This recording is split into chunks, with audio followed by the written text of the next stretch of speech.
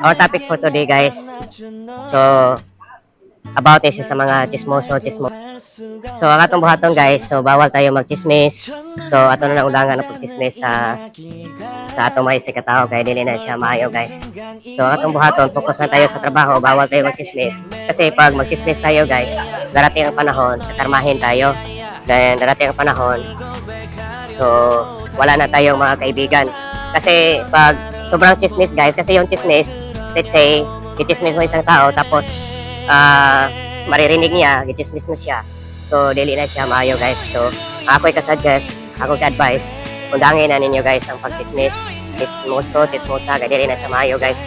So, dapat focus na tayo sa trabaho, then enjoy na tayo sa trabaho, then focus tayo sa investment, then sa atong future, sa atong family, to support sa atong family for their financial problems. So, kanang mga chismis, guys, di na siya maayo, guys. Kaya once nga i-chismis isang tao niya, makibalo na siya, gichismis mo siya. So, mawagtangan na siya og trust sa imuha. So, once ka mawagtang na yan, pagsalig sa imuha, dili na siya ganahan, mutagad sa imuha, mutagan mga nipro plastic lang. So, mao na nga, never jud ta mo chismis sa usa ka tawo. Kung naman sa atong hunahuna, dapat ato na siyang sa hunahuna rataman, so dapat dili na to ipagawas. Kay once nga ato na ipagawas, guys, mao na nga maglagot na siya. Kay di gyud maayo ang pagchismis, backbiters, kay you know, ang Ginoo nagtan-aw ang Ginoo sa atong binuhatan. Kay once nga makibalo nga atong gichismis, so maabot ang panahon, gabaan na siya, guys. Gabaan na. So, lisod tayo. Padahon pa yun, gabaan pa yun. Kunya, basta di na siya maayo, guys. So, except lang sa mga buotan nga mga dili mga chismosa. Kay kanang pagchismis, guys, dako kay nang sala sa Ginoo. So, dapat ato na undangan, mintras sayo pa. Kay kung dili na ato undangan, guys, lisod tayo. Maura na ako i-advise. Kay na ako'y mga kaila sa una.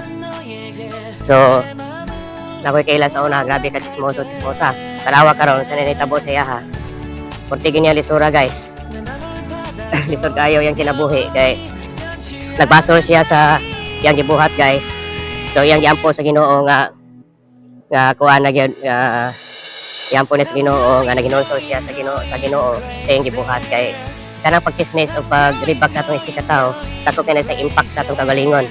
So, mao na lagi tay mga feel insecurity. Kaya mostly sa mga libakero, insecure na, guys. So, kulang sa pansin, then kulang sa patid, kulang sa pansin. Kaya ka na mga chismosa, di na siya maayo, guys. So, dapat ato na undangan na pagchismisa usa ka tawo. Kaya ang Ginoo nagtan-aw, naglantaw sa tuwa sa atong mga binuhatan. Kaya once nga makadungog ang imong gichismis, so, dili na gyud na siya ganahan sa imuha. Sama ra giguba nimo ang trust sa usa ka tawo, ang pagsalig sa usa ka tawo. Kaya once nga imong gubon ang pagsalig sa usa ka tawo, dili na siya maayo, guys. Real talk lang tayo, guys, kasi yung iba hindi pa nakaranas about sa ilang pag-chismis. Darating ang panahon, kakarmahin, then magabaan. Para gina. So, dili gina maayo, guys, nga atong libakon ang usa ka tawo. Kay grabe gina siya ka big impact sa atong kagalingon. So, mao na ang atong buhaton, guys, pray lang tayo kay God, especially sa atong trabaho. Then, always pray lang tayo nga hatagan taog dako nga grasya sa kinabuhi, hatagan taog nindot nga mga friends, mga buotan nga dili mga chismosa. Kay once nga magchismis sa usa ka tawo, lisod kay na, guys, kay mauntangan og trust ang usa ka tawo sa imuha. Kay once nga makadungog nga kanang tawhana usa di na siya ka chismosa. So, dili na ganahan mo tagad ang mga imong mga kaila sa imuha. Parang, mao di na siya, chismosa di na siya. Di na siya maayo. Mao na nga. Mientras sayo pa, undangin na ninyo ang pagchismis sa usa ka tawo. Kay, to tell you frankly, wala tayo makuha ng chismis kahit 1 map, 1 piso. Wala, di tayo makakuha na. So, atong buhato focus na tayo sa atong trabaho. Para sa atong family, para sa atong investment, para sa atong negosyo sa Pilipinas. O sa usay atong mga negosyo, mauro nato i-focus. So, bawal tayo magchismis. Kung naman yung problema sa usa ka tawo, So dili lang to chismis guys, ato lang na siya sultian. Kaya kana siya dili na siya maayo gibuhat. Para ma-rectify, para masolba ang problema. Kay mosamot ang problema guys kung ato na ilibak kay maglagot. Kay once nga ang tao nga mawagtangan og respeto sa imuha, mawagtangan og trust sa imuha. So lisod kayo. So dapat as soon as possible ato na siya undangan guys. Marang ina ako ika-suggest sa inyo ato na undangan kay pag-chismis sa katao, panglibak sa katao, dako na siya sala sa Ginoo. So dapat atong buhaton ang pag-chismis ato na siyang stop. Mientras sayo pa ato na undangon. Tanawa uban mga chismosa, tanawa ang mga naong guys. Agad kayo. Yeah, mga siga kay mata. Tanawa. Mga siga kay mata, mga puti na kanang problema sa kinabuhi kay you know, gigabaan naman na guys.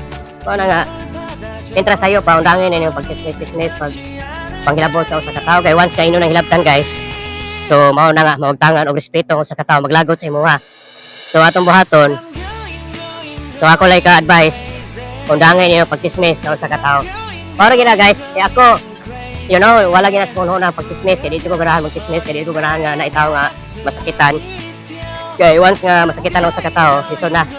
So dapat kanay niyo pag panglibak, pagbayad sa katao, undangin na ninyo. Mientras sayo pa kay kung dili niyo undangan guys, kamuray magantos na mag-suffer until the end of your life. Mao ra gina. Mara na ako suggestion, mara na ako ka-advice, mara na ako ikasulti. Kaya based po na sa akong experience sa ako makailang nga grabe ka chismosa karon nagbago na guys. Focus na sa trabaho then focus na siya kay God. Kay kanang tanan mapagsuway ras kinabuhi so dapat ato na undangan. Kay once nga di na nato undangan guys, lisod na. Mara na guys. Mara na akong pahimangno nga based po na sa akong mga experience. Kay once nga dili na mo undangan, darating ang panahon nga kutkuton ka. Sama ra sila ka kutkuton ka hanto padahon ka. Mara na. Okay guys, thank you for watching. I love you so much. Don't forget to follow, subscribe my YouTube channel, Grego TV. Thank you for watching guys. Bye bye. I love you so much.